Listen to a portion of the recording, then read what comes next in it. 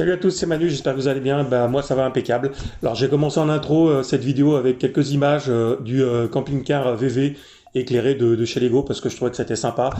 Question de changer un petit peu, même si ça n'a rien à voir avec le sujet dont on va parler tout de suite. Allez, aujourd'hui on va parler de caméscope. Alors je pense que vous êtes nombreux à vous être posé la question de savoir ce qu'il vous fallait comme matériel pour faire vos vidéos de vacances ou pour vos vidéos pour YouTube par exemple.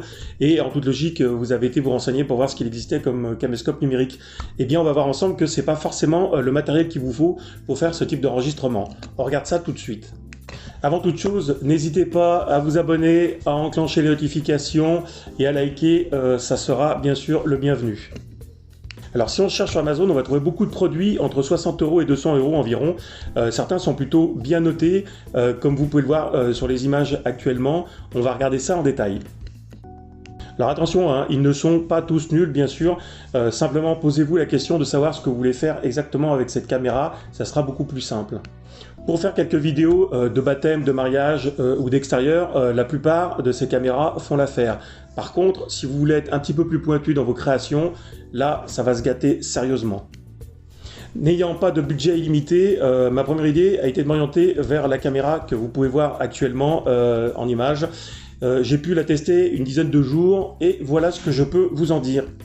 À la sortie du carton, elle donne l'impression d'être de super bonne qualité. Elle est bien finie, tous les plastiques joignent comme il faut. En tout cas, ça c'est déjà une bonne chose au premier contact avec l'appareil. Ensuite, on peut remarquer qu'elle est bien équipée. On va retrouver deux batteries, on va retrouver une télécommande, un pare-soleil, une pochette de rangement, un microphone, on va retrouver un bras articulé et donc on va retrouver aussi tous les câblages de branchement. Toutefois, il n'y a pas de carte micro SD ou de carte SD et ça c'est un investissement qu'il faut faire assez rapidement car vous n'aurez pas assez de stockage interne pour faire des vidéos de bonne qualité. Alors les indications de la caméra sont les suivantes, les indications qu'on trouve sur le net et sur l'emballage.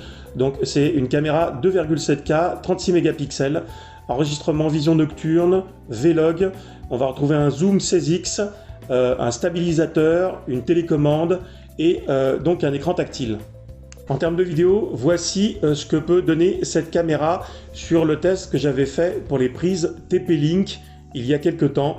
Alors avec un trépied, un focal court et un bon éclairage, les images sont plutôt correctes. Dès que l'environnement devient peu lumineux, du coup on va trouver du grain sur la vidéo qui commence à arriver et là ça devient pas terrible. Du côté du son, ça a l'air de fonctionner plutôt pas trop mal, à condition de ne pas être trop loin du micro. Le son est bien restitué. Toujours est-il qu'il semblerait aussi que les sons lointains, comme les chants d'oiseaux, soient eux aussi bien restitués.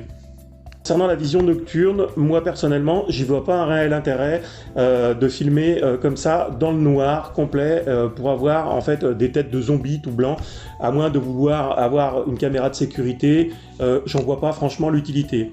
D'un autre côté, la télécommande, elle, est plutôt pratique, mais attention à la distance. En fait, plus vous êtes près et moins elle fonctionne. Il va falloir un minimum de 2 mètres pour qu'elle puisse réagir avec la caméra. Si vous voulez monter la caméra au-dessus de 1080, alors attention, là ça devient la catastrophe. L'écran paraît scindé en deux verticalement. Alors il semblerait que ce soit un défaut sur toutes les caméras. Moi au début j'ai pensé que c'était uniquement sur la mienne. J'ai pu voir sur Amazon que effectivement c'était commun à tout le monde. Et du coup sur un plan fixe c'est pas trop voyant, mais dès qu'il va y avoir un mouvement de caméra, alors là les plans deviennent très moches. Filmer en extérieur reste la meilleure alternative pour ce type de caméra. Ça, c'est une chose qui est sûre, ça va être le seul endroit où elle va se débrouiller à peu près correctement avec une condition d'éclairage qui convient. D'un autre côté, au niveau photo, elle tient aussi la route, mais attention, là on est quand même assez loin d'un smartphone récent. Même les entrées de gamme ou milieu de gamme arrivent quand même à faire mieux que ce type de caméra à moins de 100 €. Alors vous l'avez compris, je ne possède plus ce produit, je l'ai renvoyé au vendeur. Si vous voulez filmer d'une qualité correcte, je vous déconseille de passer par ce type de produit. Alors certes, ils ne sont pas très chers, comme vous l'avez vu au début de la vidéo, hein, on trouve ça voilà, à peu près 90-100 €, ça commence à peu près à ces prix-là. On en a un petit peu en dessous, mais vraiment ceux qui sont complets sont à partir de 90 ou 100 €. Eh bien ces produits-là en qualité d'enregistrement sont déjà dépassés depuis très longtemps.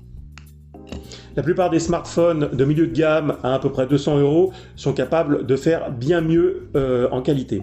Alors la vidéo que je fais actuellement est faite avec mon Oppo Reno 2 qui au niveau des spécificités sont déjà assez intéressantes puisque en stabilisation et en vision nocturne ce smartphone est déjà très bien placé. Si vous voulez aller plus loin, il faudra revoir un petit peu votre budget à la hausse et vous orienter vers un appareil du type hybride comme les Panasonic Lumix par exemple. Beaucoup d'appareils dans cette marque sont excellents en Vlog et il y en a pour toutes les bourses. Toutefois, il vous faudra quand même compter dans les 400 € pour un Panasonic Lumix G7 et un objectif 14-42 et dans les 300 € pour un appareil nu. Voilà, c'est tout pour moi. Je vous dis à bientôt pour des vidéos plein d'infos. Ciao, ciao!